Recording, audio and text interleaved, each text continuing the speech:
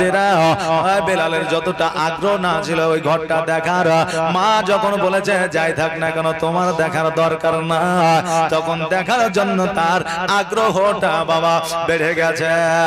জোর করে যখন ঘরে প্রবেশ করতে যায় মা বাধা দেওয়ার চেষ্টা করে, কিন্তু নওজোয়ান সন্তান যদি ঘরে প্রবেশ করব মনে মনে করে, বৃদ্ধ মা বাধা দিয়ে বাবা পারবে না। এবার বেলাল যখন ঘরের মধ্যে প্রবেশ করেছে, বেলাল যেন দেখতেছে ইমাম মুসলিমকে। বেলাল বলতেছে মা গো, এই ইমাম মুসলিমকে এত খোঁজাখুঁজি করলাম 50টা মোহরের জন্য, এত কষ্ট করলাম খুঁজে পাইলাম না। আগে যদি জানতাম আমার বাড়িতে ইমাম মুসলিম আছে, আমি এত কষ্ট করে সারা রাত জেগে থাকতাম না। এবার মা বলল বেটা আমার দুগ্ধের কসম দিয়ে বলে, আমি তোমার মা আমার কসম দিয়ে বলি বেটারা, আজকে খোদার কসম দিয়ে বলে জিন্দেগিতে জীবনে কখনো ইয়াজিদের কানে খবরটা দিও না। আজকে বেটা ইয়াজিদের কানে খবর যদি তুমি না দাও, মায়ের দুধের ঋণ কখনো মুকুব হয় না, কখনো মাপ হয় না। আমি একমাত্র মা তোমার কয় ইমাম মুসলিমের কথা ইয়াজিদকে না বলার কারণে আমার দুধের ঋণ মাফ করে দিব। অতএব আবেদন রিকোয়েস্ট আমি মা হইয়া তোমার কাছে বলে জীবনে তুমি ইয়াজিদকে বলিও না। এবারে বেলাল মনে মনে ভাবছে এখন যদি বলে না বলে দিব মা কিন্তু ছাড়বে না, এই জন্য মাকে সান্ত্বনা দেওয়ার জন্য বললো ঠিক আছে বলবো না, ঘুমিয়ে দাও। এবার মা যেন ঘুমায় না। বেলাল বলে মা তুমি কেন ঘুমাও না? মা বলে বেটা রে আজকে যে আমার বাড়িতে আছে এটা হলো নবীর মেহমান, এটা হলো নবীর আওলাদ। আজকে যদি তার ইস্তেঞ্জার প্রয়োজন হয়, আজকে তার পানি যদি প্রয়োজন হয়, আজকে তার বাইরে যাওয়ার যদি প্রয়োজন হয়, হাতের কাছে যদি পানি না পায়, ইস্তেঞ্জা যাওয়ার রাস্তা যদি খুঁজে না পায়, তবে আমাকে আল্লাহর দরবারে জবাব দিতে হবে। আমি নবীকে মা ফাতেমাকে জবাব দিতে পারবো না। কেন না? নবীর আওলাদের অসম্মান করা যাবে না, নবীর আওলাদকে কষ্ট দেওয়া যাবে না, নবীর আওলাদকে ব্যথা দেওয়া যাবে না, নবীর আওলাদকে অসম্মানিত করা যাবে না। এটা হয়তো বেটা তুমি বুঝো না, আমি যেটা তোমার মা বুঝি। জোরে বলেন সুবহানাল্লাহ। নবীর শান, নবীর মা সবাই যদি জানতো রে বাবা, দেশে আমাদের মতো ভেদ কোনো দিনই বাবা থাকতো না। এই জন্য নবীকে বলে অনেকে ভালোবাসে, আবার অনেকেই বলে ভালোবাসে কিন্তু অন্তরে না, মুখে ভালোবাসা বাসে। বাবা দায়িত্ব সবাই নিতে পারে কিন্তু কাজে কেউ বাবা সক্ষম হইতে পারে না। মুখে মানুষ অনেক কথা বলতে পারে কিন্তু কাজে সেটা করতে পারে না। যে লোকটা বলছে হারে তোর বাপের তো একটা বেটা, তুই যদি তোর বাপ মাকে না দেখিস তো কে দেখবে, এরকম পরামর্শ দেয় কি দেয় না। কিন্তু যে পরামর্শ দিচ্ছে ও নিজেই তার বাবা মাকে দেখে না। অতএব কথার সঙ্গে মানুষের কাজের মিল যদি থাকতো তবে পৃথিবীর মধ্যে অশান্তি বাবা হইতো না। যে যেটাই বুদ্ধি দেখ না কেন একই জায়গায় পৌঁছে যাবে, ঘুরিয়ে আবার ওইখানে আসবে, বুঝলেন না? অলস কাকে বলে? একজন বাপ বলছে এই বেটি রামেশা বলে কি বলে এক গ্লাস পানি দে তো মা, খাবো পান করবো। তো এখন রামেশা বলছে মা এক গ্লাস পানি দাও তো। এখন মা শাশুড়িকে বলছে আমার হাতে তো আটা আছে, আমি তো রুটি বানাবো, তো শাশুড়ি এক গ্লাস পানি দেন তো। এখন শাশুড়ি বলছে কই গো এমন মরদ আমি একটা পাইছি, বুড়া হয়ে গেল একটা কাজে পাইলাম না, এক গ্লাস পানি দাও তো। এখন শ্বশুর নিয়ে এসে শাশুড়িকে দিলে, শাশুড়ি দিলে বৌমাকে, বৌমা দিলে মেয়েকে, মেয়ে দিলে আব্বাকে, মানে ঘুরিয়ে ওই জায়গাতে, বুঝলেন না? এখন বর্তমানে আমাদের পরিস্থিতি ওই রকম হয়ে গেছে, জ্ঞান আমরা সবাই দিতে পারি কিন্তু কাছে আমরা সেই জায়গায় পৌঁছাতে পারি না। আজকে আমি যে জনাকে জ্ঞান দিব, আগামী কালকে ওই আবার আমাকে জ্ঞান দিচ্ছে, ঠিক আছে না? জি, আজকে যে আপনি দিলেন আপনাকে আগামী কালকে দেবে। বাবজি ভাইরা আমার মায়েরা কেমন করে বলতেছে, আজকে আমাদের ভারতবর্ষের মাটিতে একটা ককরোচ বলে পার্টি এসেছে, যদিও পার্টি সম্পর্কে আমি বুঝি না, এসেছে না আসে নাই, ককরোচ বলে একটা পার্টি এসেছে, অনলাইন অনেক ভাইরাল হয়ে যায়। এবার একজনকে প্রশ্ন করছে এমন কি জিনিস ককরোচ যাকে দেখে অনেকেই ভয় পেয়ে পেয়ে গেছে, বলছে ককরোচ হচ্ছে একটা আরশোলা। আরশোলা আবার ভয়ের কি আছে? বলছে আরশোলাকে তো ব্যাঙে খায়, বলছে ব্যাঙকে আবার কি এদুরে খায়, এদুরকে আবার সাপে খায়, সাপে আবার বাঘে খায়, আবার বাঘকে হাতিতে খায়, আর হাতিতে বাবা আপনার কি বলে অনেকে খায়, আবার ও আবার বলছে মানুষকে খায়। কে মানুষকে খায়? বলছে কুমিরে মানুষকে খায়, মানে হাতিতে কুমির খায় আর কুমিরে মানুষকে খায়, আর ওই মানুষকে কে খায় বলে ভয় দেখায়। বলছে ওই মানুষটাকে বউয়ে ভয় দেখায়, স্ত্রীতে ভয় দেখায়, আর স্ত্রী কাকে দেখে ভয় করে বলে আরশোলা দেখে। স্ত্রী কাকে দেখে ভয় করে? বলছে আরশোলাকে দেখে। মানে ঘুরিয়ে আবার ওই জায়গাতে আসলো। এই জন্য ককরোচ দেখে সবাই বাবা ভয় করে। আজকে জগতের মধ্যে, আজকে পৃথিবীর মধ্যে ভারতবর্ষ একটা দেশ আছে, এই দেশের মধ্যে নতুন একটা পার্টি এসেছে ককরোচ। জানি না সে কতটা পরিবর্তন করবে, তবে তাদের যে নিয়মাবলী চিন্তাধারা এটা সবার জন্য উপকার হবে। আজকে আপনাদেরকে বলে দিয়ে যায়, আমি যে কথাটা বলতেছিলাম, কাজ যদি আমাদের মুখের সাথে মিল থাকতো, অশান্তি দেশের মধ্যে থাকতো না।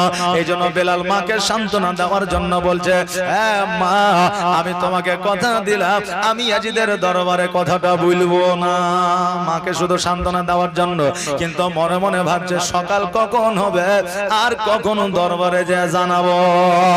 বাবারে, মুনাফিক যারা হয় মুখে এক কথা বলে, অন্তরে আর এক কথা বলে, সামনে এক কথা বলে, পেছনে বাবা আর এক কথা বলে। এইভাবে আপনার সকাল হতে চলেছে, শুভে সাদেকের সময় সন্তান না খাইয়া ওই বেলাল যেন রাজপ্রসাদের দিকে চলতে আরম্ভ করে যায়। মা বলতেছে, বেটা রে, আজকে এত সকাল সকাল রাজপ্রসাদে যাও, কারণটা কি? বেলাল বলছে, খুব কাজ আছে মা, রাজপ্রসাদে এত কাজ, কাজের খুব চাপ, প্রেসার আছে, এই জন্য সকাল সকাল যাইতে হবে। আসলে প্রেসার ছিল সেটা নয়, প্রেসার ছিল ইমাম মুসলিমের খবরটা গিয়ে জানাইতে হবে। মা সন্তানের মনের ভাব অনেক সময় বুঝতে পারে, মা সন্তানের মনের কথা অনেক সময় জানতে পারে। আজকে অনেক যুবক আছে চায়ের দোকানে বিড়ি খায়, অনেক যুবক আছে রাত্রিবেলায় ঘরের মধ্যে গার্লফ্রেন্ডের সঙ্গে কথা বলে, অনেক যুবক আছে মদ্যপান করে, অনেক যুবক আছে পিতা মাতাকে মিথ্যা কথা বলে, অনেক যুবক আছে যারা বাপ মায়ের সঙ্গে চালাকি করে, যারা মনে করে বাপ মা জানতে পারে না। এই যুবক শোনো, তুমি যাই করো না কেন তোমার বাপ মা জানতে পারে, কিন্তু বর্তমান সিচুয়েশনে তুমি লজ্জা পাইবা বলে বড় হয়েছে বলে তোমার বাবা মা তোমাকে কিছু বলে না। তুমি এটা ভাবিও না আমার বাবা মা জানতে পারে না, সব কিছুই জানতে পারে। ওই রকম মা বাবা অনেক কিছু সন্তানের কথা জানতে পারে। মা চিন্তা করেছিল আমার বেটা সকাল সকাল যখন গেল ইয়াজিদকে অবশ্যই জানায়া দিবে। ভরসা রাখা যায়, যেহেতু আমারই সন্তান, আমারই রক্ত তার শরীরে চলতে আছে, আমি যেহেতু নবী আওলাদকে ভালোবাসে, আমার সন্তান যদি 1% ভালোবাসে তো ইয়াজিদের দরবারে খবর দিবে না। যেমন বাবা শুভে সাদেক পার হয়ে যায়, 1 ঘন্টা পার হইতে না হইতে ওই ইমাম মুসলিম যে বাড়িতে ছিল ওই বাড়িতে সৈন্যরা এসে বাবা হাজির হয়েছে। কই বাড়িতে কে আছে? বলে আমি আছি। বলে দরজাটা খোলো। তো বলে দরজা কেন খুলবো? বলে তোমার বাড়িতে ইমাম মুসলিম আছে। ইমাম মুসলিম আছে। যদি বলতো তোমার বাড়িতে মাওলানা পিয়ারুল ইসলাম আছে নাকি, তাহলে সন্দেহ থাকতো, মানে সঠিক তারা জানে না। আর যদি এসেই বলে তোমার বাড়িতে পিয়ারুল ইসলাম আছে, দরজাটা খোলো, তার মানে একবারে কনফার্ম ওরা জেনে গেছে নাকি। মা চিন্তা করে, আল্লাহ গো, এমন একটা সন্তানের জন্ম আমি দিয়েছি যে মায়ের কথা বোঝে না, যে মায়ের কথা শোনে না। আল্লাহ 100% ইয়াজিদের দরবারে খবর দিয়ে যায়, আর ইয়াজিদের কুখ্যাত সৈন্যরা আমার বাড়িতে হাজির হয়েছে। এবার সৈন্যরা বলতেছে, বুড়ি দরওয়াজা যদি না খোলো দরওয়াজা ভেঙে ফেলবো। এবার দরওয়াজা যখন খুললো না, দরওয়াজাটা ভেঙে ফেলে এবার বাবা যেন বাড়ির মধ্যে প্রবেশ করলো। একজন মহিলা ওই ইয়াজিদের সৈন্যদের সম্মুখে আসিল, হাত দুখানাকে বাবা সাত করে দিয়ে বলল, আরে সৈন্যরা বাবারা আজকে নবীর আওলাদের কাছে পৌঁছাতে গেলে, আজকে নবীর আওলাদের কাছে যেতে হলে, আজকে ইমাম মুসলিমকে পাকড়াও করার আগে আমার জীবনটা আগে নিতে হবে। এবার বাবা ওই মহিলার মাথার উপরে একটা তালওয়ারের দামাটের বাড়ি বাবা মেরে দিল। আর যেমন মেরে দেওয়া ওই মহিলা ওই বৃদ্ধ মামা অজ্ঞান হয়ে যেন জমিনে পড়ে গেল। এইদিকে ইমাম মুসলিম রাদিয়াল্লাহু তাআলা আনহু তালওয়ারটা বার করে যেন ঘর থেকে বাইরে চলে আসলো।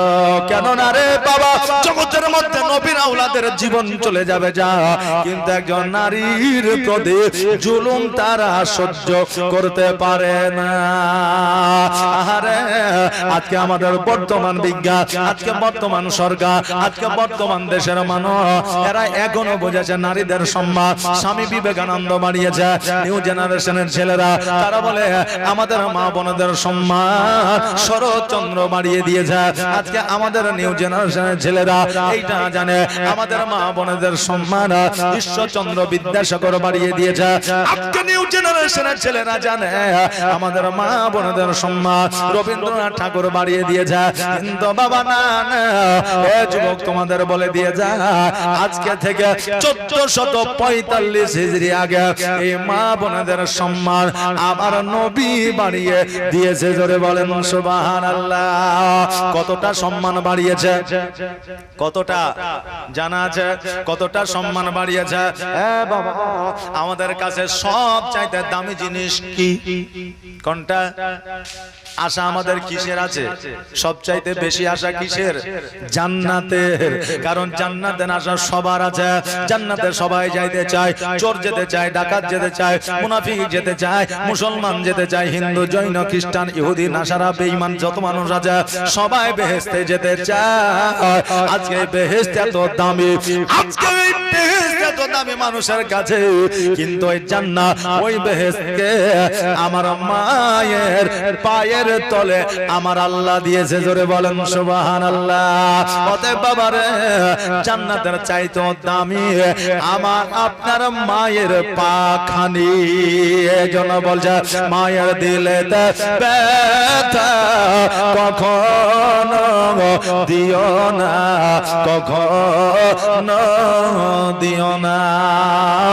একবার সবাই আওয়াজ দিয়ে বলেন রব্বির হামহুমা, বলেন রব্বির হামহুমা কামা রব্বায়ানি সগীরা। আরো একবার বলেন রব্বির হামহুমা কামা রব্বায়ানা সগীরা। একবার আওয়াজ দিয়ে বলেন আমিন। বাপজি ভাইরা, ওগো আমার মায়েরা, আজকে রব্বির হামহুমা কামা রব্বায়ানা সগীরা যখন বলবো সকলের পিতামাতার জন্য দোয়া হয়ে যাবে। আর রব্বির হামহুমা কামা রব্বায়ানি সগীরা আমার মায়ের জন্য দোয়া হবে। তবে শুধুমাত্র ইয়ানি সগীরা যদি আমি পড়ি আমার মায়ের জন্য হবে। আপনার টাকা পয়সা নিয়ে আপনাকে আজকে প্রচার ও প্রসার করতে এসে আমার মায়ের জন্য দোয়া করে চলে যাব, ফ্রিতে আপনারা রাত কাটাবেন নাকি? হ্যাঁ। আর যখন বলবো ইয়ানা তখন সবার ক্ষেত্রে, ইয়ানি মানে আমার ক্ষেত্রে এক বচন, ইয়ানা মানে বহু বচন, সবার ক্ষেত্রে সবার মায়ের জন্য দোয়া হয়ে গেল। এই রব্বির হামহুমা কামা রব্বা ইয়ানি সগীরা শব্দের অর্থ হলো আল্লাহর কাছে বলে আল্লাহ গো শৈশবকালে যত্ন করে আমার মা নিজের কোলে যেমন ভাবে রেখেছিল শান্তভাবে সুস্থভাবে, কবরের মধ্যে আমার পিতা মাতাকে ওই রকম শান্তিতে রেখে দিও। জোরে বলেন আমিন। এই জন্য কবি বলছে মায়ের দিলেতে ব্যথা কখনো দিও না, কখনো দিও না। আর মায়ের দোয়া পাওয়া যাই গো,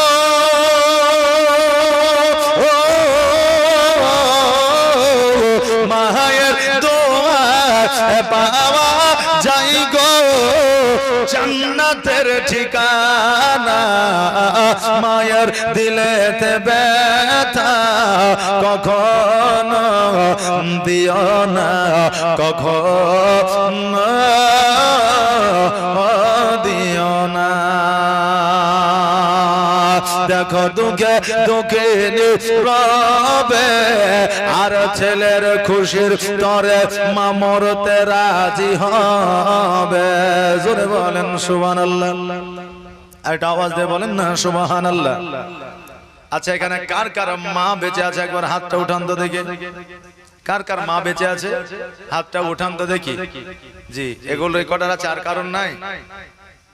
একবারে সততার মাকে মহব্বত করে ভালোবেসে জিন্দেগিতে মাকে হয়তো মহব্বত করিয়ে কথাটা মাকে বলতে পারেন নাই, আজকে হাতটা উঠিয়ে প্রমাণ দেন যে আমি মাকে ভালোবাসি।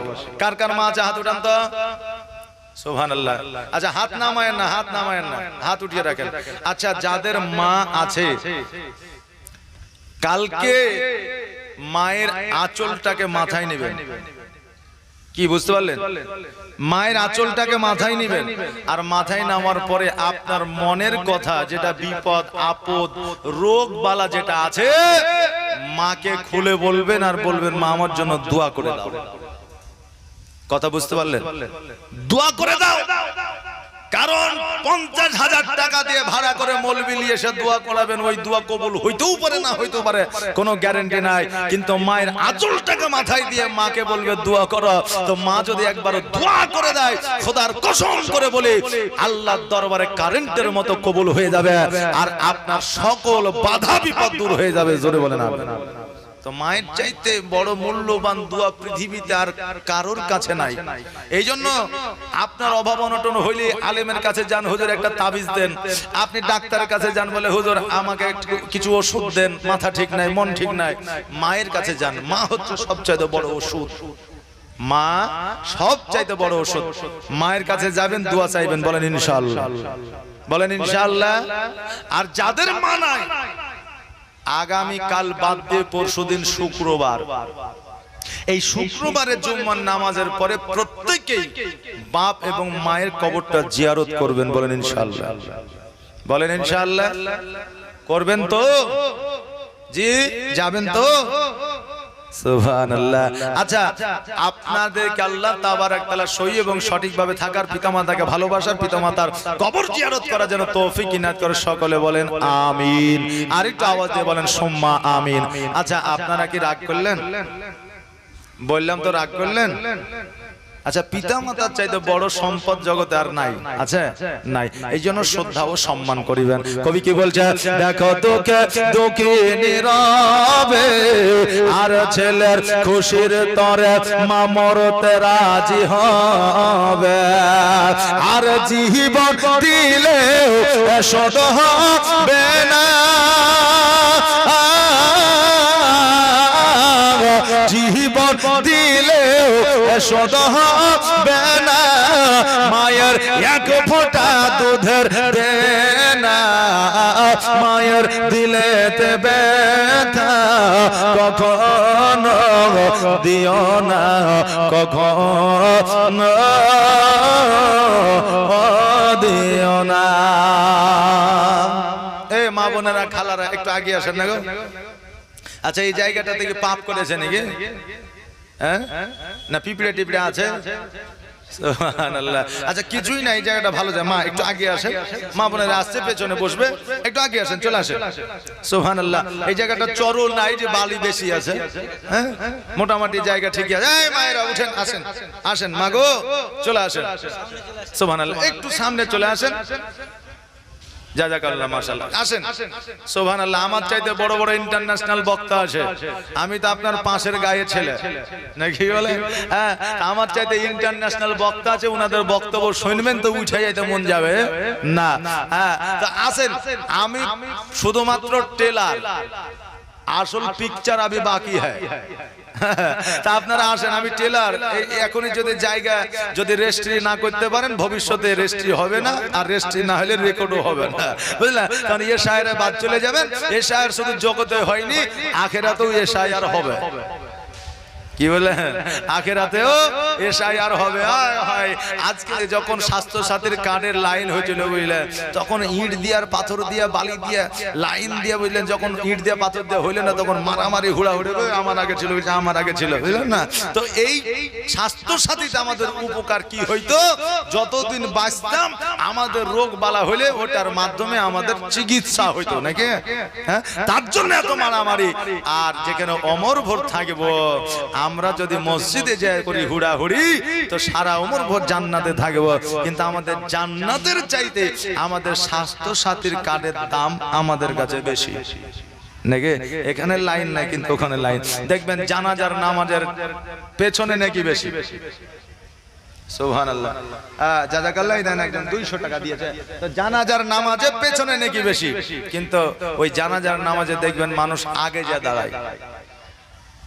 পেছনেও যদি কেউ থাকে তোমাকে হটনা রে, তো ছোট ছেলে পেছনে যা, মুরব্বী মানুষ আমি আগে দাও, মানে কোনো উদ্দেশ্য নাই, একটা উদ্দেশ্য আর যে মারা গেছে তার সন্তান আদি ভাই বন্ধু আছে বলবে আমার মা আমার আব্বা মারা গেছে, জিন্দেগিতে চলার পথে যদি ভুল করে তো ক্ষমা করে দিয়েন, আর আমার বাড়িতে 4টি ডাল ভাতের ব্যবস্থা হয়েছে, আপনারা খাইয়া যাবেন, নাহলে খাবারটা নষ্ট হবে।